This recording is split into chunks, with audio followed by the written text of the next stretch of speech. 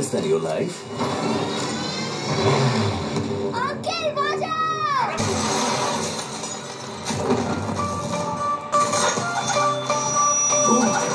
Superstar জিতার ফ্যান্সরা কোথায়? জলদি জলদি বলো। বস এসে গিয়েছে, পুরো সুপারম্যানের মতন কিন্তু চলে এসেছে Jeeta. Hi friends, welcome to my channel the Ashtami gallery. আমি অষ্টমী। আজকের ভিডিওতে আমি কথা বলবো সুপারস্টার জিতার বাংলা আপকামিং সিনেমা বুমেরাং। এই সিনেমাটা ট্রেলারটা নিয়ে তোমাদের সঙ্গে আলোচনা করব, যার পরিচালক হচ্ছেন সৌভিক কুন্ডু। গতকালই এই ট্রেলারটা ড্রপ করা হয়েছে, তো চলো আলোচনা করা যাক।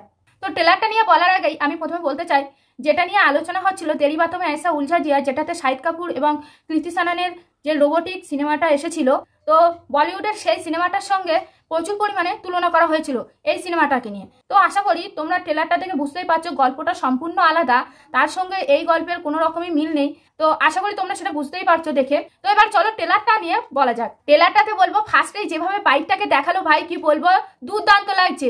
আর যেইভাবে বাচ্চাটা বললো যে আঙ্কেল আমাকে বাঁচাও, আর যেইভাবে সুপারম্যানের মতন জিদ্দা উড়ে গিয়ে বাচ্চাটাকে বাঁচালো, সেই জায়গাটা কিন্তু ফার্স্টে আমার দুর্দান্ত লেগেছে।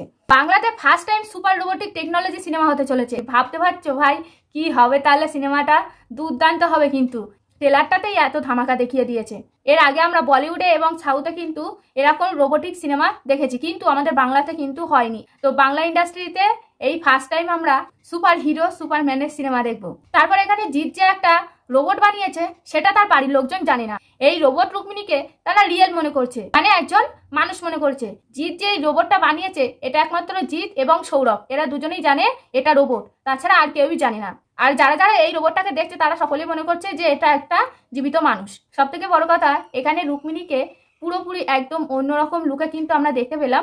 সেটা হচ্ছে তার মাথায় চুল নেই, পুরো একদম ন্যাড়া।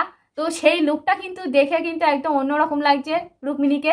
তারপর এখানে আমার কিছু কিছু ডায়লগ বেশ দারুণ লাগে, খুব সুন্দর কিন্তু এখানে এন্টারটেনিং করেছে। যখন হচ্ছে রোবট রুক্মিণী তার শ্বশুরকে কোলে তুলে নেয়, আর তার শ্বশুর যখন বলে যে ওমা আমি তো শ্বশুর, আমি কোলে উঠবো না, ওই জায়গাটা আমার বেশ ভালোই লেগেছে। তারপর অম্বরীশ ভট্টাচার্য বলে যে কচি বৌমার কোলে শ্বশুর দোলে।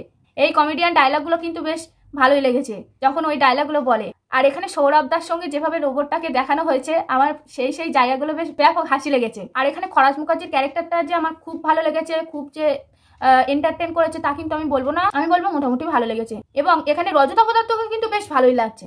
আর ট্রেলারটাতে লাস্ট 10 সেকেন্ড কিন্তু দেখিয়ে দিয়েছে জিদ্দা যে এখানে শুধুমাত্র কমেডি থাকছে না, এখানে কিন্তু সুপার হিরোর সুপারম্যানের মতন অ্যাকশনটাও থাকছে। লাস্টে যখন ওই যে বাইক নিয়ে উড়ে আসে জিদ্দা, পুরো একদম স্পাইডারম্যানের মতন আসলো, উঠতে উঠতে একদম অ্যাকশন শুরু করে দিল। তো এই জায়গাটা কিন্তু দারুণ লেগেছিল আমার। লাস্ট এই 10 সেকেন্ড পুরো জমিয়ে দিয়েছে। আর এখানে যে সিনেবোর্ড ক্যামেরাটাকে খুব সুন্দরভাবে ইউজ করা হয়েছে, সেটা কিন্তু দেখে বোঝাই যাচ্ছে। এবং ভিএফএক্স এর কাজটাও কিন্তু এখানে দারুণ করেছে। আর সাথে তো আছে ব্যাকগ্রাউন্ড মিউজিক, দারুণ। সর্বোপরি আমি বলবো বুমেরাঙের টিজারটা আমার কাছে যতটা ভালো লেগেছিল, তার তুলনায় ট্রেলারটা আমার কাছে তার বেশি ভালো লেগেছে। তো ট্রেলারটাতে এত এন্টারটেনিং, এত কমেডি, তার সঙ্গে অ্যাকশন, ট্রেলারটা তো জমে গিয়েছে। তো বাকিটা তো মুভিটা দেখলে বোঝা যাবে। একসাথে বলবো আমার ট্রেলারটা দেখে দুর্দান্ত লেগেছে বস। তোমাদের কাছে এই ট্রেলারটা কেমন লাগলো অবশ্যই কিন্তু কমেন্ট করে বলবে। আর কারা কারা এক্সাইটেড আছো এই সিনেমাটা দেখার জন্য অবশ্যই কিন্তু সেটা কমেন্ট করে বলবে। আমি তো সুপার এক্সাইটেড সিনেমাটা দেখার জন্য। তো আজকের এই ভিডিওটা আমার এই পর্যন্তই ছিল। তোমাদের যদি ভিডিওটা ভালো লেগে থাকে অবশ্যই কিন্তু কমেন্ট করে বলবে। তো তোমাদের সঙ্গে দেখা হচ্ছে নেক্সট ভিডিওতে। ততক্ষণে তোমরা তাহলে ভালো থেকো, সুস্থ থেকো, বাই।